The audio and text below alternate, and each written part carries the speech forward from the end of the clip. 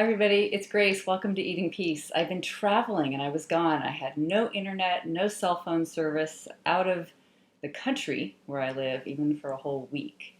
So that's why you haven't heard from me, and I didn't do a weekly vlog last week. I was in a really amazing program, and one thing I thought to share with you this week today is something I've noticed and observed so many times when it comes to working with people around peaceful eating and all their thoughts and all their emotions and all the experience of at war with eating instead of at peace. And that is, it's typical for folks to feel really uncomfortable about saying no, or even wondering where their boundaries are, or if these boundaries seem to exist, and kind of setting limits and just noticing that they maybe take on too much, do too much in their lives. So there's this thing that's going on with food and eating too much, eating too little, overeating often. And there's this also tendency with people to want to please them, to want to put on a smiling face, to want to make sure they are okay, they don't feel bad, and to do too much, to say yes too often, to not really have a sense of trust inside yourself that you can take care of yourself and say no when you need to say no, and take a moment to pause and answer the way you genuinely feel. So just a little short comment about that today, because it's very, very common. First of all, interesting to notice, if you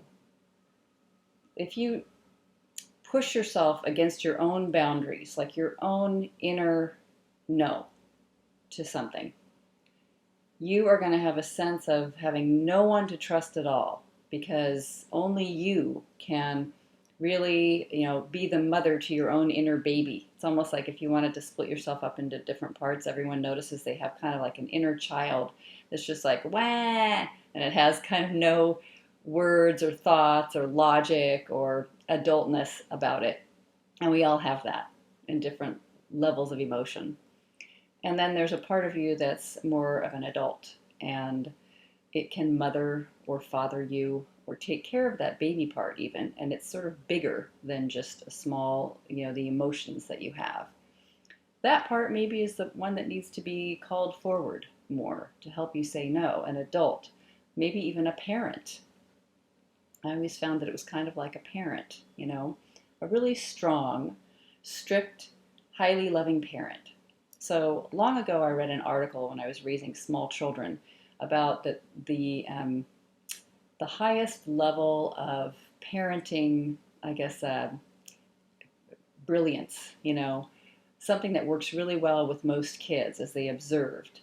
They had a couple of different areas. One was extremely strict, very, very high discipline, high expectations, and then low expectations, just being kind of loose and easygoing, and a negative term for it would be marshmallowy.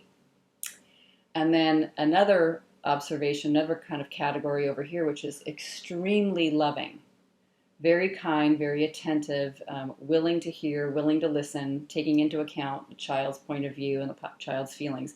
And then kind of neglectful, the opposite end of that scale. Very neglectful. I don't care how you feel. I might not even be paying attention. I'm busy, however it looks. And that you could have different combinations of parenting. High love, low discipline, big problems in a certain few areas. Low discipline, low love, extreme neglect. High discipline, low love, a feeling like you're being raised by a dictator and kind of a lot of anxiety and tightness. High love, high discipline, best of all, High love, high discipline. A lot of expectations, but a lot of love. And I thought, isn't that so interesting? Because the way I felt towards my kids was, I personally felt I wanted to be lenient and relaxed and let's let them do many things that I wasn't allowed to do. Raised in a more strict environment, it felt like.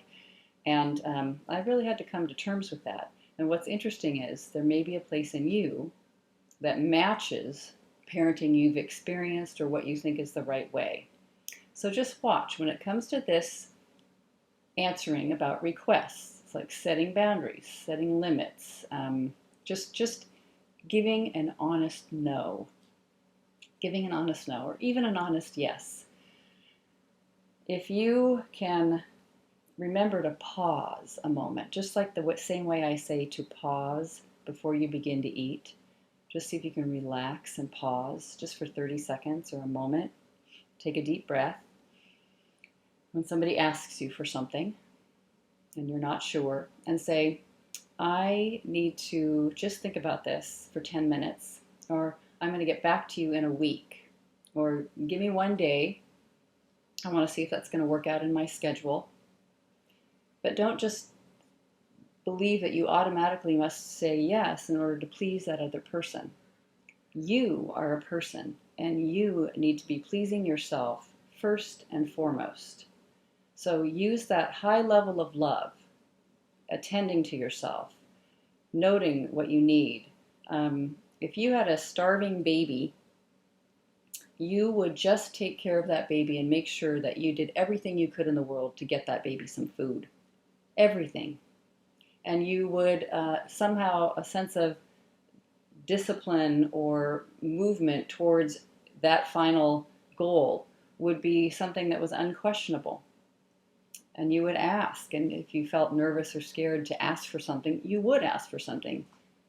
Do that for yourself as well. And you can say no, that you're moving towards what you need and you're moving away from what you don't want.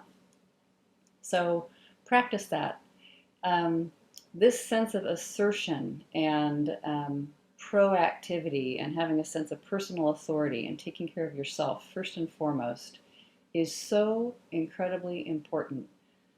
Those topsy-turvy other ways of parenting where one thing is high and one thing is low, or both things are low and they're not both high, can lead you into some troubled waters, and they have an enormous effect on food and eating. I always noticed that when I overate and I was stuffing myself later on when I found myself alone, I often was afraid of saying no to somebody, and I couldn't trust myself at all to take care of my own needs. Other people came first, and that was not a way to live. So try that on. And the way to do it in practice is to not say yes to any request. Just see if you can practice not saying yes. Saying, I'm going to get back to you on that. Unless, of course, you have a 100% like, whoa, that is fantastic. I'm so excited. I have a huge yes. If there's any doubt, if it's not 100% yes, then it's a no. And just say, I need to think about it. I'm going to give you my answer later. Or maybe you can actually come up with a no right now in the moment. In the moment, it's no. And if I change my mind, I'll let you know. Or I'm worried about disappointing you. I'm afraid that you're not going to like this answer. And no. So many different ways to say no. And you can find it in a way that feels comfortable, respectful of yourself and the other person. And you can even say, I'm shaking right now and I feel really awkward and I'm nervous about your response, and my answer is no. You can be really vulnerable and say what's true for you. Okay, let me know how it goes. Saying no is going to directly affect your eating. It does for so many people. It sure did for me. That's why it's so important. Take care, everybody. Bye-bye. Good to be back. I'll be back next week.